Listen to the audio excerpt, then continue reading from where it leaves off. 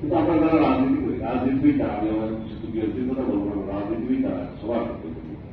আমরা যারা দায়িত্বশীল রাজনীতির আচরণ করি, রাজনীতিবিদ ছিলাম, সিলেট শহর বা সিলেট জেলা বা সিলেট মহানগর বলে এই 5 তারিখ আমরা যেভাবে সিলেটের মানুষকে আমরা যেভাবে নিরাপত্তা সহ সিলেটের মানুষকে পাশে যেভাবে দাঁড়িয়ে আমরা সেটার জন্য আমাদের সিলেট সারা বাংলাদেশের একটা দৃষ্টান্ত ছিল। এটা আপনারা তো শুনবেন, আপনার এই প্রতিষ্ঠানের উপর অনেক ক্ষোভ ছিল সবার।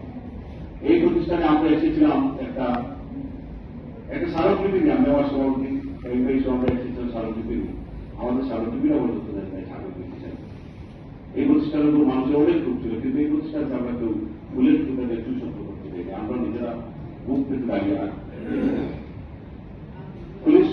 পুলিশ পক্ষেরা বলেছেন উনি ভেঙেছে, এটা একটা বিদ্যালয়, এখান থেকে গুলি বর্ষণ করে মানুষকে আহত মানুষের খুব ছিল। আমাদের এসপি সাহেবের অফিস ছিল, স্বাভাবিকভাবে অফিসের পুরো খুব ছিল, যারগুলো লোকজন এখানে ইয়ে করেছে। তারপর কিছু দুর্নীতি করেছে, এটা আমরা করবো। পুলিশ কমিশনের অফিস ছিল আমার বাসার পাশে। আপনি নিজে যখন আমাদের একটা আপনার পেট্রোল